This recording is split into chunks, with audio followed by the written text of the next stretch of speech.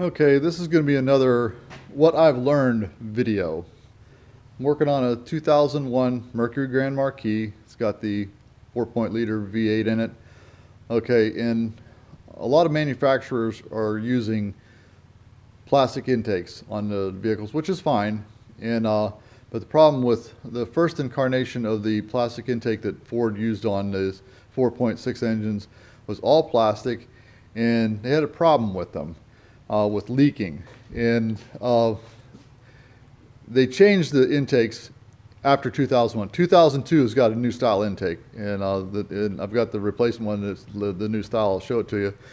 But up until 2001, it came with an all plastic intake, and they inherited had a problem with leaks, and there was class action lawsuit. Never was a recall. I think there probably should have been, but there wasn't. So, but they did fix the problem. Okay, and this is the old intake. This is the one I just took off.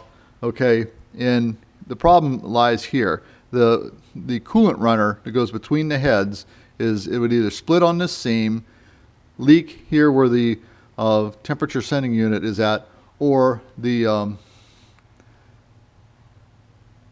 little nipple there for the heater hose would break off. Okay, those are the three main problems with this. Okay, well, what they did to fix the problem, well, but they would split here, but the alternator sits here. It's mounted to the block, okay, and there's a bracket that bolts to the top of the alternator and bolts to this. So obviously, bolting an alternator bracket to an all plastic intake was not the brightest idea. Okay, so they have since changed the design. Okay, this is the new one here.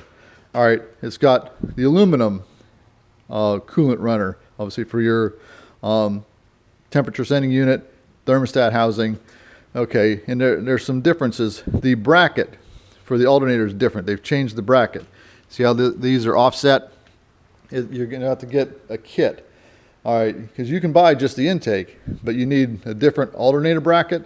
And also on this one, the thermostat housing bolts are just slightly longer. Okay, so you can buy just the intake, but you're going to need the kit. You can't use your old thermostat housing bolts, or you can't use that old bracket.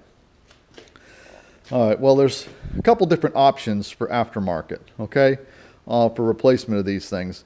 Dorman makes one. It's about $160, but I've noticed on them they didn't put these little brass ferrules in here. This is where the coil goes. The spark plug hole is here. Okay, and actually I take that back. This is for the injector. The coil is right here, but this is where the coil on the COP ignition bolts to. Okay, on the Dormans, this is all plastic, and it just has a screw that screws down into plastic. And after you change the plugs a few times, this hole is going to end up getting hogged out. You could break it off real easy. So I decided not to go with the Dorman aftermarket one. Okay, I decided to go with the Ford original part. All right. So as far as your options of that, obviously it is going to be a little more expensive. The Dorman, the price that I saw was about $160. Okay. OEM Ford parts, you can buy this. So you can buy just the intake. But let's say the intake by itself is about $300, but you need the whole kit. With the intake, the longer bolts, and the alternator bracket, because you cannot use your old bracket. So on OEM Ford parts, it was about $397, $399, somewhere around about $400 through OEM Ford parts. All right, I went to the Ford dealer just to check on it down there, and they said the list price on this was $560, and they would sell it to me for $490. Awful nice of them. But I showed them the printout of where I could get it for $400 online. And what they did is they actually sold me this part for $430 then. So don't go pay full price for it at the dealership. Haggle with them, because they have some wiggle room. They're just trying to gouge you. So I decided, $30 extra to me was worth it, because if I would have got this and it was broke or a crack or something, then I could just take it back to the Ford dealer, say, look, I need another one. If you get it off the internet, you have to go through the hassle of sending it back and wait for the part and that kind of stuff. And so to me, it was worth the $30 extra. But whatever you do, if you can afford it, I recommend, in my opinion, going with the Afford part, because it's just much better built. You got these brass ferrules, rather than just screwing in the plastic that can fail. I mean, if you're just going to fence the car, slap it together and sell it, of course. But I plan on driving this car until the wheels fall off. So as far as the part, here's the old one, here's the new one. There's another thing I learned while I was doing this. Okay, there's a bracket that sits on top of the, actually I'll show you where it sits. It sits on top of this intake. Here's the bolt hole where the bolt goes through. There's a bracket that goes back like this and down behind the head, and there's a bolt that screws in the back of the head that holds that bracket on there. I'm not sure exactly what the thing does, other than there's a couple of cables, like the throttle cable and the cruise control cable sit on top of it. There's a little clip that holds it. But as far as the purpose of that bracket, I'm not sure what it does. Several videos on the internet, people complain about how hard it is to get off, which it is. And here it is. I've already modified mine a little bit, but this is what it looks like. Okay. I've cut it in half, and I said that this long bolt goes into the intake, but then, like I said, it bends down around behind the head, and where it bolts on, that's the bolt right there that holds it. Okay? See, that's a bolt, but it's also got a stud on the end of it. All right. And there's a 13mm nut, and it's holding this flat piece of metal here. But not only is there a nut on that stud there, there's a bolt, and it's right there. It screws in right there. All right, and that's 13mm also. So you need to take a 13mm wrench. I use these flexible wrenches. This is a 15mm one, but it's made by Blue Point, and the head flexes. That's the only thing I could use to get down in there when the intake was on it. All right, if you loosen that bolt and then take that nut off of that stud right there, you can get that plate off there. Okay, then you can get a 15mm wrench on that stud and take that stud out and get that bracket off. Okay, I had decided, like a lot of other people I saw in videos, they decided not to put that bracket back on.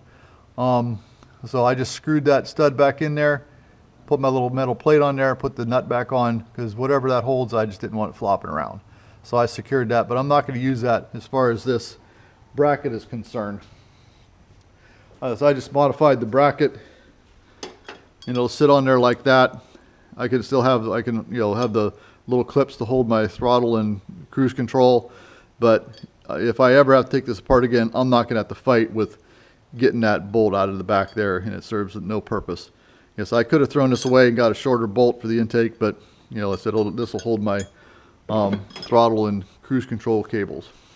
All right, and a couple other things I learned is obviously these heads are aluminum, and I cleaned them up, but around the coolant ports there's just a little bit of scarring, a little bit of erosion, etching in the aluminum. So what I'm going to do is on the Dorman, there's seals attached right to the intake. Well, the Ford part comes with actual gaskets. This is what it comes with. This is a part, well, I took the old ones out. I mean, it looks exactly like this. So this the Ford part comes with these gaskets as opposed to just seals on the intake itself. If you ever had to take that intake off and put it back on, I'm not sure exactly what you're going to do. If I have to take this Ford part off, I can just get more gaskets for it. Okay, well, for whatever that's worth, I think I would rather have the gaskets. That's the way it was designed, and so I'd rather have the gaskets. But I'm going to use a little bit of ultra black around the ports just to make up for any imperfections. With some age, this car's 15 years old, only has 77,000 miles on it, but there's still a little bit of scarring around those, and I don't want any leaks. So a little shmooey ultra black, cheap insurance. And another thing, as far as the manual, the Haynes manual I use, just look to see how to do this. it says to remove the EGR pipe.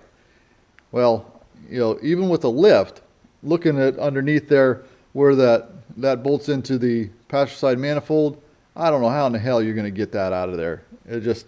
But you don't have to. You see the EGR valve bolts to the throttle body, and obviously that screws into it. Well, I just took the EGR valve off and took it all apart, and there was plenty of room to slide the intake out from underneath that without taking that off.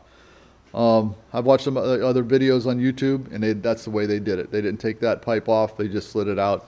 And and another nice thing about this is the Ford parts, the Ford gaskets here have little alignment, studs, little alignment nipples here that fit down into these little holes right there and there. There's on both sides.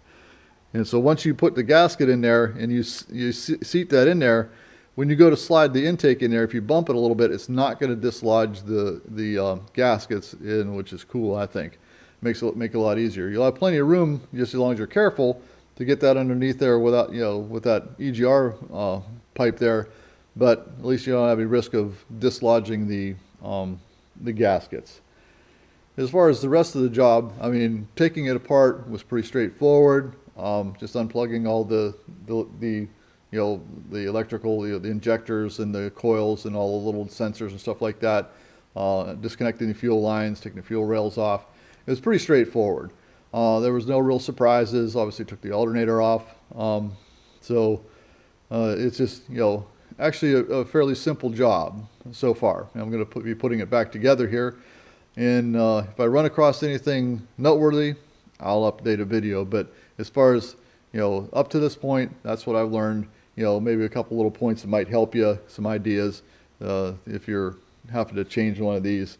If you have a 2001 or older and it's still got the original intake on it, guarantee it is going to leak.